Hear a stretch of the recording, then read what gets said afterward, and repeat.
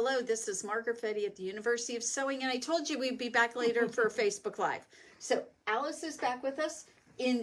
Look at this. You showed it as just the front of it before. Right. Now it's got its pretty lining. Look how beautiful it is. It's not pressed. It's not. It's not still, totally done yet. It's not totally done, but it's really cute. I just love this. I know. It's so fabulous. So let me turn it around. Is our Quilted Jacket Trunk show. And we are showing off a bunch of quilted jackets that the staff and myself have done.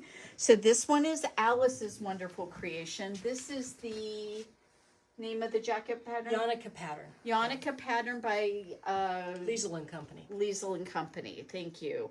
I would have never gotten there. So what I wanted to tell you guys that right now we're going to show off a few things. So this is Alice. And this is Cheryl. And so we all made different things here. So what I want to show you is, this is Alice's creation. Then I have a vest that I did based on the Tremont jacket from Sewing Workshop. I lowered the armholes on this, and I took the sleeves and left them off to make it a vest. So that was basically what I did with this one. So it's got a snap holding it closed, and I quilted this particular jacket on our Bernina hoop frame, and I did edge-to-edge quilting on the back of it using my 990, and again, that's a Bernina 990, and I did that quilting in the hoop. So that's what came up with this one. Then we have Rachel Burke's jacket, and this is from the Elemental coat. Elemental coat. This is the crop version with the hood. This is Rachel's beautiful, her custom quilting that she did on her Q20 long arm. She says the left sleeve is particularly beautiful. She's proud of that. And we have to look at the left sleeve. I love that. I love that. Okay, then Alice, tell them about the next two jackets, because those are yours. Two jackets are the same pattern. This is the to patch or not to patch jacket. This is obviously the patched version of that. Yes, there's the pattern on that. Many people have it. So the patched version, bound at the edges. Then this one is made from a pre-loved quilt. And on that one, I had some nice buttons in the stash from grandmother's or whatever. This is the version with the collar on it. This version has the hood, and it's a very generous hood, so you have to think about that. Raglan sleeve pattern works really nice with a lot of fitting issues. We had a couple of ladies in here earlier today, and they were trying it on, and it looked really good on them. Well, the nice thing about a raglan sleeve is that it actually a lot of times will just slope wherever your shoulder slope is. So, and I think because of the softness of the quilt, it just will drape around the body in a very nice way. So if you were doing something that maybe was a really stiff fabric, that might not work, but with this. So this one was obviously pre-loved. It looks like it might have been in a cotton batting. What did you use in this one? Thin cotton batting. Thin cotton batting. Nothing special that we had here in the shop.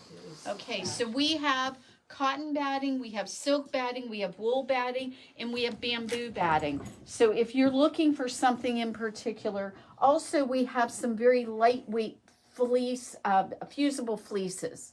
So you could do that. Now I did this one. This is from the Step Ahead software jacket from C&T Patterns. So this one is the longer coat, although I did lengthen this about 8 inches. So I wanted it really long. I wanted it to be almost like a winter coat. So I lengthened this because the other part of it is I had to get the panel in. So I did the stand-up collar. There's no batting in the collar or in the sleeves. I used a fusible, the fusible Bosal batting that we have. That's what I used. That's part of the reason why it has kind of this more stand away from the body kind of look. The front was quilted using walking foot, decorative stitching. There is a little bit of Believe it or not, this is just, I did rows and rows of decorative stitching. And I started to get tired of that after a while. So, but the sleeves I actually did in the hoop. I quilted those in a hoop, and that turned out really nicely. I was very pleased with how those turned out. And on the back with the panel, what I did, by the way, we have this wonderful Statue of Liberty panel available if you like it. So I did a lot of it with just doing some straight stitching, just kind of following the designs with my walking foot. Then I did, you can see straight line quilting. This is actually an applique piece I did over top of the panel, and this is. So, and then I did free motion quilting around the cityscape. So, You just got a compliment I did. from Benita. Oh, Benita, we miss you. Can't wait to see you. Are you coming to Utah? Ask her if she's coming to Utah. So, really cool. Now, this one's very fun. And I have a feeling this was kind of made up as she went along. Well, no, she's got a pattern off of Etsy, but this is Olivia, our brand new employee.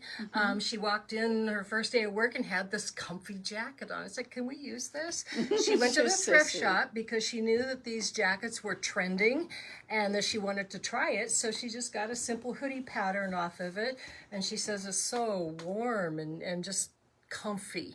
Just wonderful to wear. So it's just a hoodie pattern. So see what you can do. I know I've been on campus lately and I've seen lots of hoodie pattern or hoodie quilted jackets. Really? I have. Dave, you can't forget the doll. And I do believe this was hand quilted. Yes, If this you was a look hand really, quilted, yeah. really carefully, it's been hand quilted. She didn't have any issues making it or anything. Now we even had our store doll had to have a quilted jacket pattern. Judy Blue had made some a tilde quilt, and she had some quilt squares left over but couldn't get rid of them. So she brought them in here to see if we could do something with them. So she got, our store doll got A tilde quilted jacket. tilde quilted jacket lined. So awesome. And it was using the OESD fusible fleece on the inside. Yeah, and that's a really nice thin fleece. Yes, it is. So I've got another jacket project that I think that's what I'm going to use. So Alice, tell us about these other pieces. This piece over here is back in 1993. I've been doing this a while.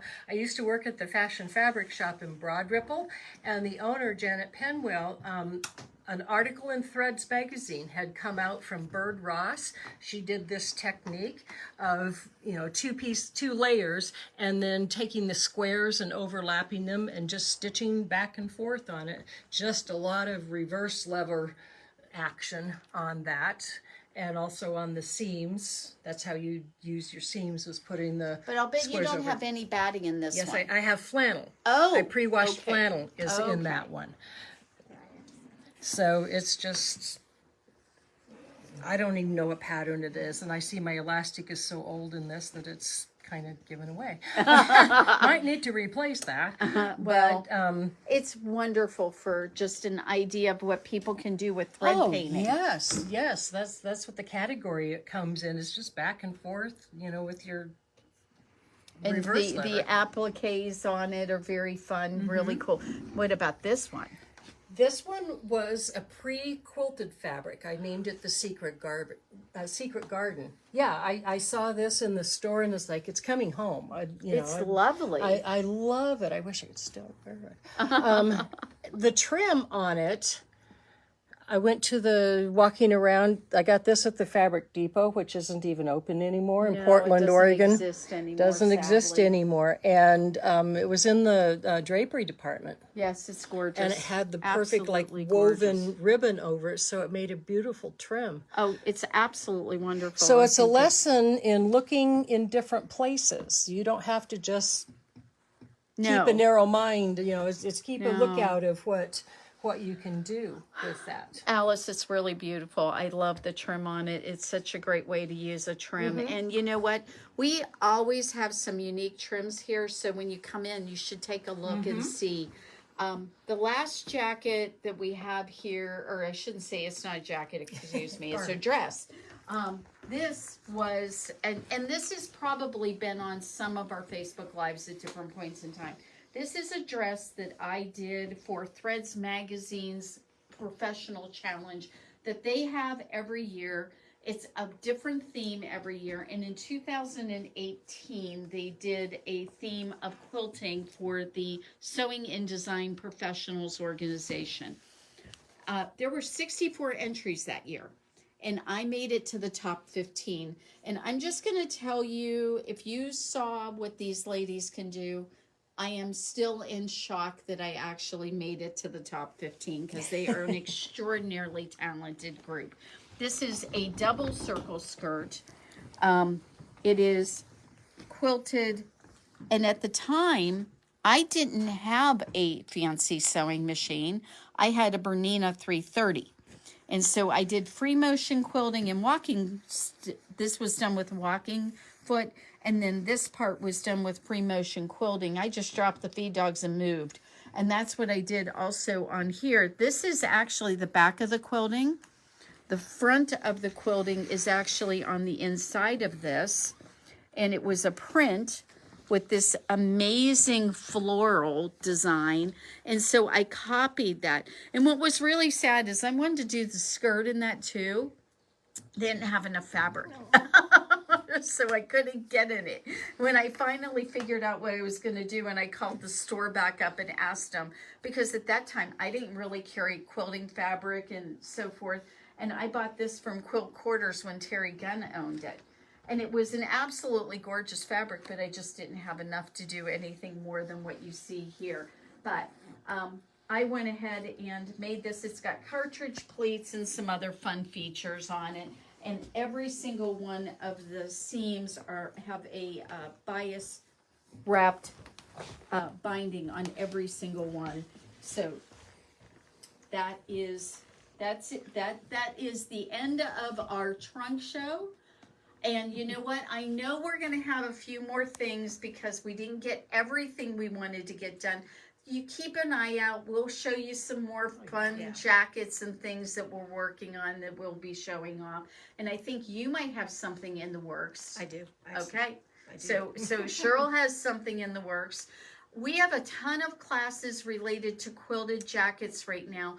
If you can come, I think you will find there's one on planning, there's one on fitting, there is one on actual techniques. So there's going to be a lot of things that will be really helpful. You're going to, Cheryl, you're doing a edge-to-edge quilting class coming up soon. That and the walk quilting. Oh, yes, that's Yes. wonderful. Walk quilting, because That's a fabulous class. So, we've had so many people come in and buy that book and be really excited about it. So this is a great way for you to do all those things. These classes, you know, we've tried it out, we've tested it, we've done things, we know where the stumbling places are, and we would love to help you. So I hope that you can make it in for a class, and if not, if you're not close by, hopefully something in the store will inspire you and you'll want to make a purchase. We really appreciate every one of you. And I can't think of, is there anything I'm missing? Am I forgetting anything? No, I don't think so. Okay, so I think that kind of covers it. So I hope that you all have had a wonderful Saturday. We are open until 5 o'clock. If you want to come in, you still can come by and see these in person. Have a wonderful day, everybody.